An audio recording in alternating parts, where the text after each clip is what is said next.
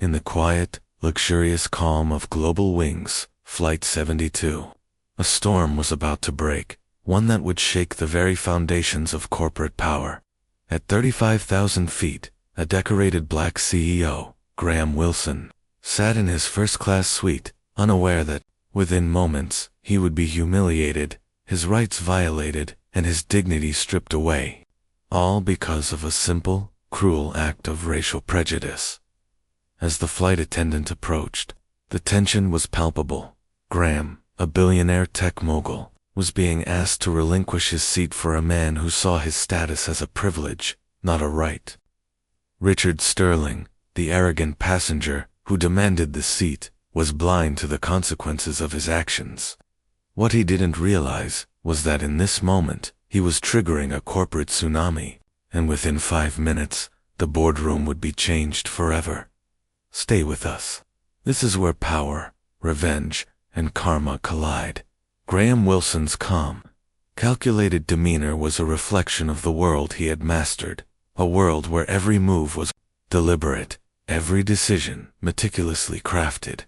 But as the flight attendant, Brenda, approached him with a forced politeness, he felt a flicker of discomfort. His seat, 1A, the prized position in first class, was being challenged, not by a mistake, but by a man who saw himself as entitled to it. Richard Sterling, a platinum elite passenger, had made his presence known before, loudly complaining about the seat situation, his voice echoing throughout the cabin. As Brenda nervously explained that the cabin had been overbooked, Sterling's eyes scanned the room, landing on Graham. A spark of arrogance ignited in Sterling's gaze. "What about him?" he demanded, pointing a finger at Graham, his words dripping with disdain. Graham's heart rate didn't accelerate, nor did his breath quicken. He had dealt with far more dangerous adversaries than this, but there was something raw, something demeaning about the way Sterling had singled him out, like a man simply devalued because of his skin color. The flight attendant, in turn, didn't hesitate, marching to Graham with a practiced, yet hollow tone. "I'm afraid we need your seat," she said, as if his worth could be weighed by a ticket number. In the face of racial prejudice, Graham didn't flinch. He simply stated the truth, his voice cool and steady. "This is my seat, and I won't be moving." Graham Wilson's eyes never left the flight attendant, his calm gaze steady, unyielding. The tension in the air thickened, like a storm building just below the surface. Brenda's words seemed to hang in the cabin, a hollow echo of authority. She had made a decision, but Graham had already made his. He wasn't moving, but the flight crew wasn't prepared for someone who wouldn't comply. Brenda's hands trembled slightly as she turned toward the flight purser, Mark, standing by the galley. Her voice, though still cordial, carried a thin edge of desperation. "We have a situation in 1A, she said, her eyes flicking nervously toward Graham. Mark approached, his polished uniform tight across his chest, his face betraying the anxiety of someone caught between corporate rules and customer service. "Sir," Mark began, his voice tentative, attempting to wield authority with a hint of appeasement. "This is a simple mistake. It's just a seating issue. We have a seat in premium economy for you. It's comfortable."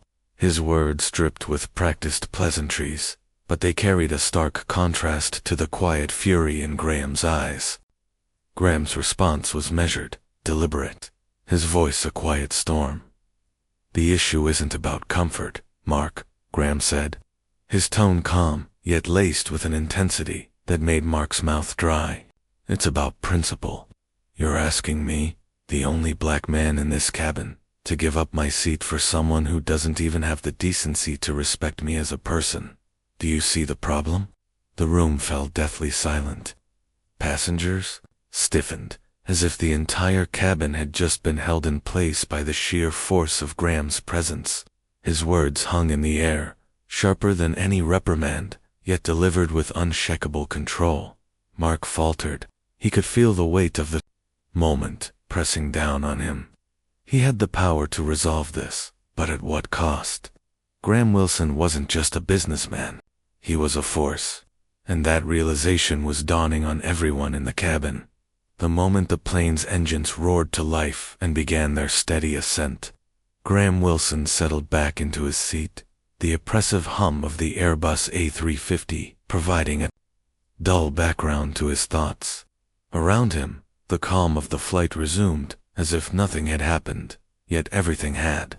As the plane pierced through the clouds, and the first hints of twilight flooded the cabin, Graham's mind was already light years away, operating in a space where few could follow.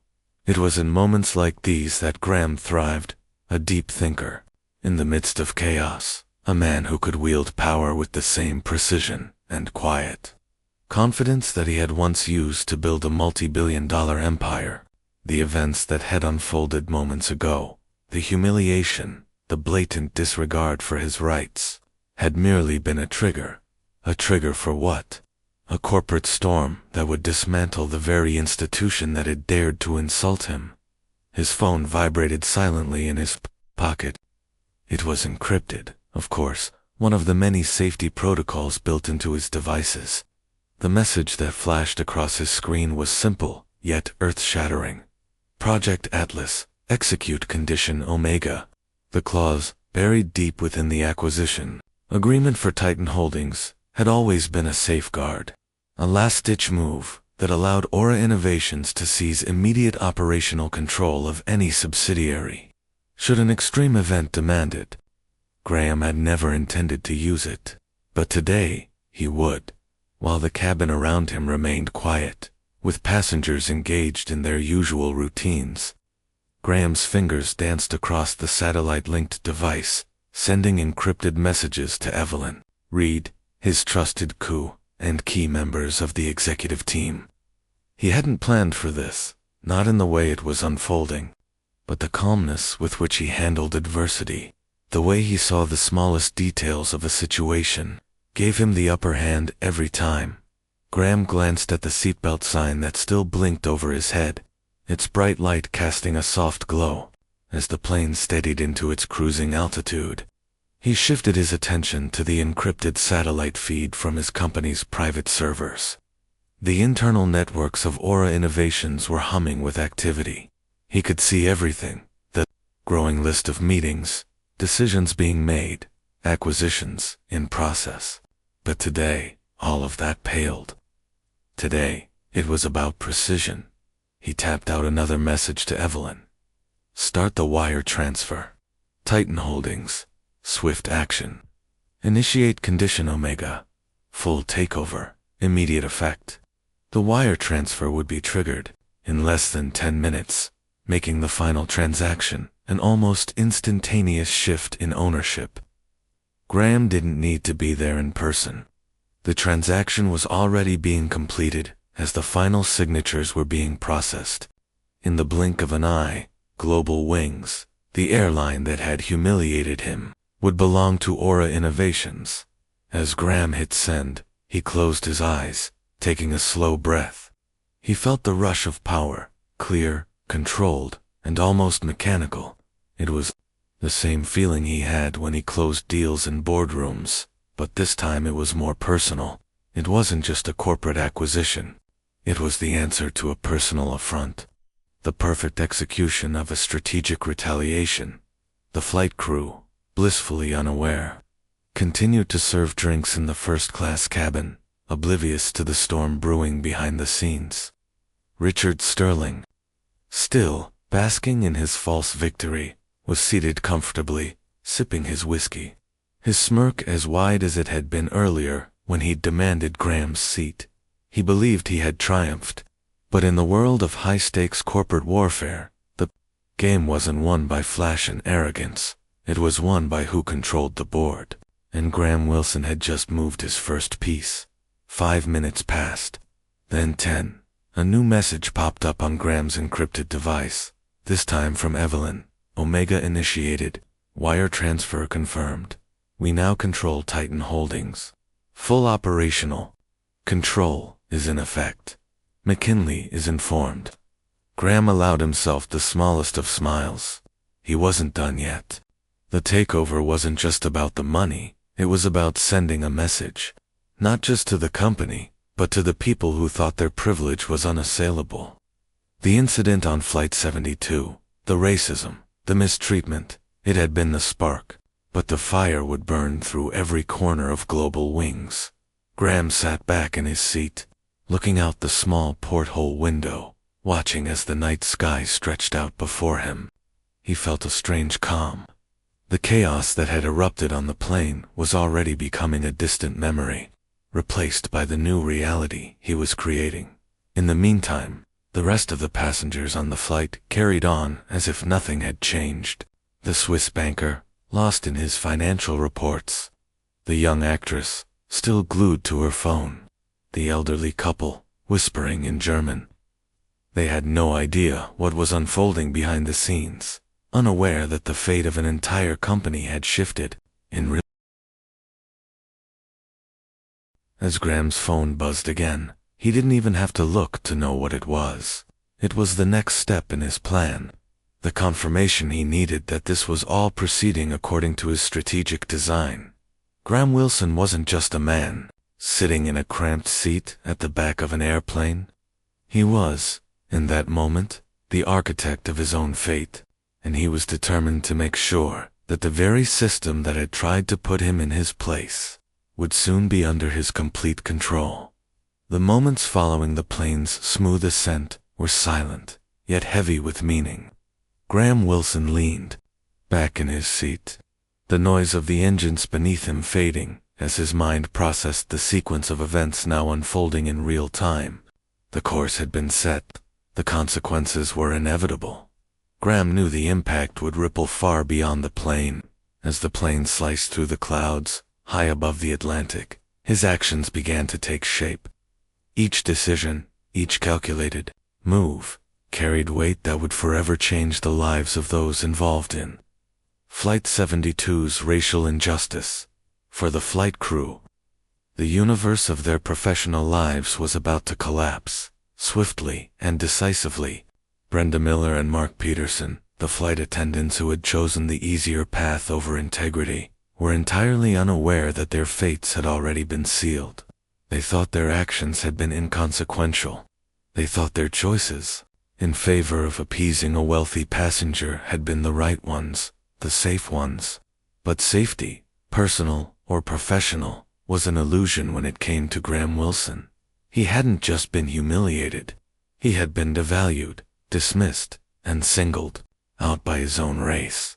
And now, in the precise, deliberate way he had honed over years of navigating high-stakes negotiations and corporate power plays, he was responding, not with emotion, but with a cold, calculated strategy that would change the fate of Global Wings. In an instant, as the flight reached its cruising altitude, Graham's message, sent minutes earlier, began to unfold. The takeover was already in motion, but that was just the start.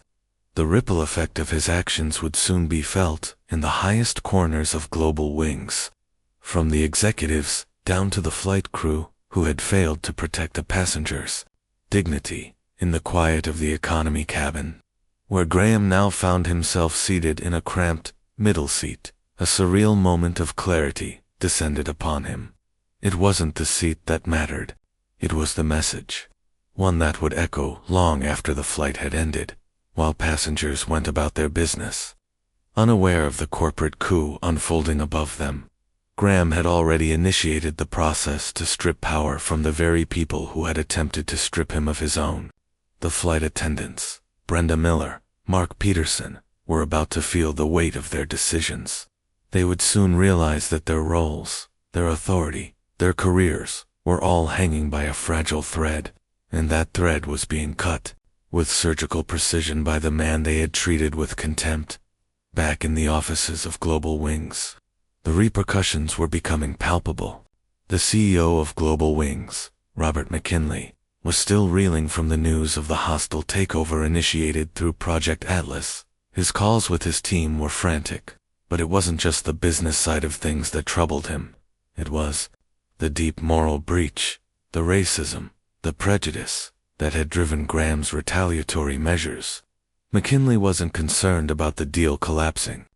He was consumed by the reality that he had presided over an environment that allowed such a situation to unfold. The culture within Global Wings wasn't just flawed, it was broken. At the same time, the flight crew, blissfully unaware of what was taking place, continued to serve drinks to Richard Sterling in first class, reinforcing his delusional sense of superiority. As they indulged his every whim, extra scotch, more desserts. They had no clue that their actions were being monitored, dissected, and acted upon by Graham. They were still basking in the temporary high of their small victory, oblivious to the hurricane of corporate justice that was heading their way. But that wouldn't last. It wasn't until the plane started its descent into Zurich that the true depth of the unraveling began to reveal itself. The flight attendants, now concluding their service, began their final sweep of the cabin, collecting trash and ensuring the seats were in the upright position. As Brenda Miller passed row 38, where Graham sat in the last seat of the plane, she glanced at him, her eyes hard, but empty of remorse. The earlier incident, the forced removal, still lingered in her thoughts. But there was no sign of an apology, no acknowledgement of the wrong she had done. The irony was thick. Brenda Miller had failed not only as an attendant, but as a human being. She had been complicit in upholding a system of inequality, choosing convenience over righteousness. Mark Peterson, the purser who had threatened Graham with security, remained on autopilot, carrying out his duties with a quiet smugness, as if he had already forgotten about the confrontation. But he had not forgotten. The moment had come. Graham's phone buzzed once again as the plane neared its destination. Another encrypted message from Evelyn Reed, his coup, Omega, initiated. All steps in place. David Chen is en route to Zurich. McKinley has been informed of the situation, and the plan is now in motion. We've got them by the throat. Graham's lips curled into a faint smile. It was time, as the aircraft touched down in Zurich with a soft bump, signaling the end of the flight. The wheels were already turning behind the scenes. The world of those who had wronged Graham was about to crumble, while Richard Sterling arrogantly prepared to exit the plane, perhaps expecting some sort of acknowledgement for his victory. The reality was about to hit him at the Zurich airport. There was no welcoming committee waiting for the passengers. Instead, a group of stern-faced men stood at the gate, including David Chen, the coup of Global Wings, who had arrived from Frankfurt with the sole purpose of ensuring that the company's new course of action was carried out. Sterling, oblivious to the shifting winds of fate, attempted to walk toward the exit, his briefcase held tightly in one hand. But before he could take a step, David Chen blocked his path. "Where is Mr. Wilson?" Chen's voice was tight with urgency as he demanded answers, ignoring Sterling's attempts to push through. He didn't have time for this. His job, the entire future of Global Wings, was on the line. When he saw Graham emerge from the economy cabin, looking calm and composed, as if the events of the last several hours hadn't fazed him in the slightest, a wave of cold dread washed over him. The CEO of Aura Innovations was not just a passenger. He was now the chairman of Global Wings. Chen swallowed hard and approached Graham, his steps quickening as he closed the distance between them. "Mr. Wilson," he said, his voice trembling slightly, "I can't begin to express how sorry I am. What happened on this flight was inexcusable." Graham, standing motionless, looked at Chen with a measured gaze. "Apologies are not enough, David. What I require is action." With that, the moment of reckoning arrived. Chen, fully aware of the gravity of the situation, turned to Brenda and Mark. His voice, sharp and devoid of any empathy, cut through the tension. "Brenda Miller, Mark Peterson, you are both suspended from your duties effective immediately. Your access to company property is revoked. You will be escorted from the airport by security." Brenda's jaw dropped. She wasn't prepared for this.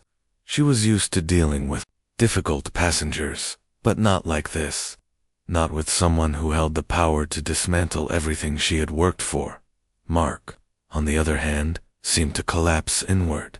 His entire career, built over decades, had been erased in a matter of moments. He had no defense, no argument. He had failed as a leader and as a human being. As security escorted them from the terminal, their heads hung low in defeat. Their lives, their professional identities, were shattered. The public spectacle of their humiliation was complete. As Brenda and Mark were taken away, Graham's attention shifted to Richard Sterling, who was still standing by the jet bridge, trying to piece together what had just happened. His expression was one of disbelief, the weight of his own ignorance slowly settling in. "Mr. Sterling," Graham's voice carried across the cabin, cold and unwavering. Sterling turned, his face flushed with panic. "You can't do this. I'm a Platinum Elite member," he sputtered. Graham took a step forward, his tone now laced with calculated finality. "You thought your money, your status, could protect you. But I'm here to make it clear. You've miscalculated. You've made an enemy of the wrong person." As Graham's words sank in, Sterling's world came crashing down. David Chen stepped forward with a tablet in hand, his face a mask of professionalism. "Mr. Sterling, I am instructed to inform you that you are permanently banned from all future flights with Global Wings and its partners. Your Platinum Elite status is revoked. A formal notice will be sent to your office." Sterling's face contorted in rage, his hands shaking with fury. "You can't do this. I'm your best customer." Graham's response was simple, direct, and devastating. "Your legacy investment firm, Sterling & Sons, has pending contracts with Titan Holdings. Those contracts are now under review, and you'll find that I take these matters very personally." Sterling was no longer a titan of industry. He was nothing. And with that, Graham Wilson turned, his gaze fixed ahead as he walked out of the terminal, leaving the wreckage of his adversaries behind him. For Graham, the battle wasn't over. The corporate war he had waged was only beginning. But as he exited the terminal, the weight of the consequences of his actions settled over him. This wasn't just a victory for Graham Wilson. This was a message to the world that true power wasn't about privilege or status. It was about strategic mastery, about turning the tables with precision and timing. He had dismantled the old guard, and as he walked away, leaving the remnants of their careers behind, Graham knew that this was just the beginning of his work. The aircraft landed in Zurich, the final destination of an unforgettable journey. But for Graham Wilson, the story wasn't about the victory he had just claimed. It was about the future he was building. His calm, methodical execution of a corporate upheaval had set the stage for a far greater change. As he stepped out of the airport and into a waiting car, his mind was already focused on the bigger picture. Global Wings wasn't just going to be taken over. It was going to be remade, rebuilt from the ground up. Graham wasn't just looking to punish the guilty. He was looking to reshape the very culture of the company that had allowed such an injustice to happen in the first place. In the world he inhabited, power didn't come from lashing out. It came from creating something better, something more just. The ruthless efficiency with which he had executed his takeover was only the beginning of his plan. The days following the takeover were marked by frenetic energy at Aura Innovations and Global Wings. Graham immediately began working on a full corporate overhaul, targeting not just the executive level, but every corner of the organization. The transformation would be systemic. Every policy, every process, and every person involved in the airline's operations would be scrutinized, evaluated, and, if necessary, replaced. But the most important shift came in the culture. The company had to embrace empathy, respect, and fairness, core values that had been missing for far too long. The past culture, one rooted in privilege, entitlement, and systemic inequality, had to be eradicated, and a new one had to be forged from the ashes. Graham's first order of business was to address the executive leadership of Global Wings. David Chen, still rattled from the events of the flight, was summoned to Graham's office. The new chairman's gaze was unflinching as he laid out his vision. "You're going to lead this transformation, David," Graham said, his voice cool but resolute. "I've given you the responsibility, and now you're going to make this company reflect the values we stand for at Aura Innovations. It starts with respect for every employee, for every passenger, for every person involved in this company. This cannot be just another PR stunt. It needs to come from within." David nodded, a mixture of fear and determination in his eyes. He had been given a chance, one that few would have received after such a massive failure. But Graham wasn't interested in scapegoats. He was interested in solutions. David had potential, and Graham was willing to invest in him to turn Global Wings into something that embodied dignity and fairness. The restructuring was methodical, but it wasn't just about firing people or making changes for the sake of it. It was about creating a new culture, one where every action, from the top executive down to the newest employee, was driven by a deep sense of empathy and respect for others. As the days wore on, Graham's eyes were on more than just the executives and higher. He knew the heart of any organization wasn't just in its boardrooms. It was in the frontline employees who dealt with customers every day, and it was in these employees that Graham saw the opportunity for true transformation. If you could change how people treated one another on the ground, the culture would shift, and the rest of the company would follow suit. This was where he would make a statement that would speak louder than any memo or board meeting. In the midst of the restructuring, there was one employee who had stood out among the rest. One who had treated Graham with respect when everyone else had treated him as just another passenger to be discarded. Her name was Maria Sanchez, a junior flight attendant who had been working on a layover in London when she received the call. Maria had been one of the few people on Flight 72 who had shown even a flicker of empathy toward Graham. She was the young attendant in the economy section, who had looked at him with sympathy when he was unjustly moved to the back of the plane, and she had done what she could to make his discomfort bearable, even offering him a kind word. Maria's quiet act of kindness did not go unnoticed by Graham, and it wasn't just a fleeting moment. It was a sign of something greater, a deeper understanding of the role empathy plays in leadership. It wasn't enough to just punish the wrongdoers. To truly shift the culture, Graham needed to reward the ones who had upheld the values he wanted to instill. That's why, in the days following the flight, Maria was called into David Chen's office, not for reprimand, but for recognition. "Maria," David began, as she sat across from him, still unsure why she had been summoned. "We've been reviewing all reports from Flight 72. We know about your actions. You showed a level of empathy and respect that has been lacking in this company, and that's why we're promoting you." Maria's eyes widened, disbelief overtaking her. I don't understand," she stammered.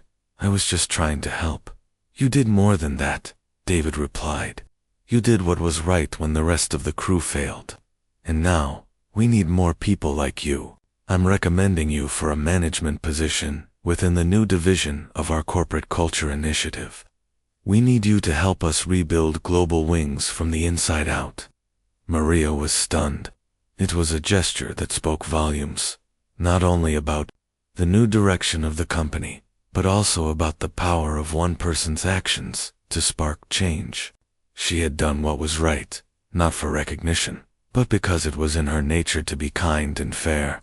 And now, she was being given the opportunity to influence change at the highest level. As the restructuring continued, Maria became the face of the new Global Wings, a symbol of the culture Graham was working to create. She was no longer just a junior attendant.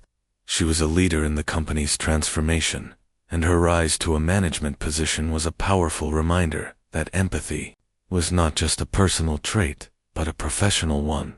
She had earned her place, not because of her status or connections, but because of her actions. At the same time, the fallout from the earlier decisions was still reverberating throughout the company. Brenda Miller and Mark Peterson were still reeling from their abrupt removal. Their positions were gone. Their careers, at least within Global Wings, were over. But this wasn't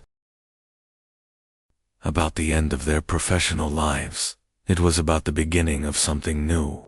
The old ways had been discarded, and Graham had made it clear there was no room for complacency. Number room for injustice. Sitting in his office late one evening, Graham looked out the window at the lights of Zurich below, the weight of the day's decisions settling over him.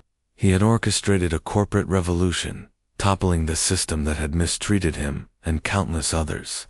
But now, the real work was beginning. As he thought about Maria, about the empathy she had shown, he realized that true leadership wasn't just about punishing the wrongs. It was about building something new from the ruins. It was about creating a legacy, not of power, but of respect, dignity, and fairness. He had proven that no matter how high up you were, the way you treated others, the small acts of kindness and respect, were what truly defined a person's character. The world had judged him, tried to put him in his place, but in the end, Graham Wilson had created a new place for himself. One where power wasn't about sitting in the front row. It was about the moves you made, and the way you made them. And with the foundations of Global Wings now built on the principles of empathy and respect, Graham knew that he was on the path to something far more meaningful than any corporate deal. He was building a culture of true leadership.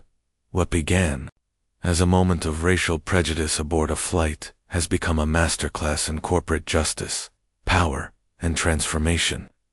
Graham Wilson, a man who had quietly built an empire from the ground up, went from being humiliated and displaced from his seat to becoming the architect of a revolutionary shift within a global corporation. His journey wasn't just one of personal vindication. It was a profound lesson in the power of strategic thinking, the importance of empathy, and the undeniable truth that justice, when wielded correctly, can topple even the highest towers of entitlement. When Graham was removed from his seat on Flight 72, he could have reacted in anger, in frustration, or even in helplessness. He could have allowed the humiliation to define him, but instead, he chose a different path, a path that not only reclaimed his dignity, but dismantled the very systems that allowed such an injustice to happen in the first place. By not reacting with emotion, Graham used the power of his mind, his understanding of the bigger picture, to turn what could have been a moment of personal defeat into the catalyst for one of the most impactful corporate takeovers in modern history. But Graham's actions weren't just about punishing those who wronged him. They were about rebuilding. They were about creating something better. The power to do that comes not from sheer authority, but from a deeper understanding of the world and how it works. True power isn't about being above others. It's about creating a system that lifts others up while maintaining the strength to enforce what's right. And in Graham's case, that power was about ensuring that no one, no matter their status, could ever feel entitled to mistreat others without consequences. Graham's response wasn't just cold retribution. It was the beginning of a cultural shift that would ripple through Global Wings and beyond. He didn't just remove the corrupt and the ignorant. He rewarded the ones who displayed empathy and respect, values that were sorely missing from the corporate world. In promoting Maria Sanchez, he showed that leadership isn't just about who's the loudest or who holds the most power. It's about who leads with integrity and compassion. Maria's rise from junior flight attendant to a key player in the company's cultural overhaul symbolized a new era of leadership. In a world that so often rewards the ruthless and the entitled, Maria's story is a reminder that kindness and empathy are powerful forces in their own right. But what about the others?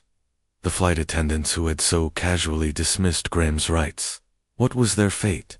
Their careers were dismantled, not because of one mistake, but because they represented a culture of complacency, of allowing injustice to go unchallenged. Graham's actions showed that no one was above the rules of fairness and dignity, while They may have thought they were in control. It was Graham, the quiet observer, who had the power to change everything. The ripple effect from this corporate earthquake extended far beyond the flight. It reverberated through the boardrooms, the offices, and even the streets of Zurich. The corporate world was forced to take notice. Those who had been complicit in the old ways of doing business, those who allowed discrimination, entitlement, and favoritism to define their operations, were now facing a new reality. This wasn't just about punishing the wrongdoers. It was about setting a precedent that power, when used responsibly, could restore balance. A precedent that empathy and respect are not weaknesses but strengths. What happened on Flight 72 wasn't an isolated incident. It's a reminder of the systemic issues that exist in our societies and in the corporate world. But it's also a powerful testament to the idea that the tables can always be turned. You don't have to wait for the world to change on its own. Sometimes, you have to be the one to flip the switch. Graham's journey proves that, even in the face of injustice, there is always room for change. Now, as you reflect on Graham's story, ask yourself, how often do we stand by when we witness an injustice? How often do we allow power to go unchecked, believing that it's too big, too powerful to confront? Graham didn't just let this injustice pass. He took action. He turned the tables in a way that no one expected, and in doing so, he not only avenged himself but transformed an entire company. And so, the message here is clear. It's not enough to be a passive observer in the world. We all have the power to create change, whether it's within the confines of a corporation, a community, or a personal relationship. Justice and empathy are tools that can reshape the world around us. But it's not just about grand gestures. It's about how we approach each situation. Every day, do we lead with empathy? Do we stand up when something feels wrong? Do we use our influence to make things better for others? You may not be the CEO of a billion-dollar company, but that doesn't mean you don't have the power to change the course of events around you. Graham didn't just wait for others to act. He created his own path, and in doing so, he left a legacy of justice, empathy, and true leadership. If Graham's story resonates with you, if you believe that power can be wielded for justice, then it's time to take action. Share this story. Let others know that in a world full of corporate greed, systemic inequality, and prejudice, the tables can still be turned. This isn't just a story about one man's fight against a corporate giant. It's a story about how we can all fight for what's right, no matter how big the opponent. Share this message with others who need to hear it. Because sometimes, the best way to fight back is by shining a light on the truth. And the truth is this: justice, when it's done right, is an unstoppable force. If you believe in standing up for what's right, if you believe in using your voice to make change, hit that like button. Share this with someone who needs to hear that power is not about money, it's about the strength to do what's right. And don't forget to subscribe, because we're just getting started. There's always more to learn, more to share, and always a way to make the world a little bit better. Let's stand together. Let's make our voices heard.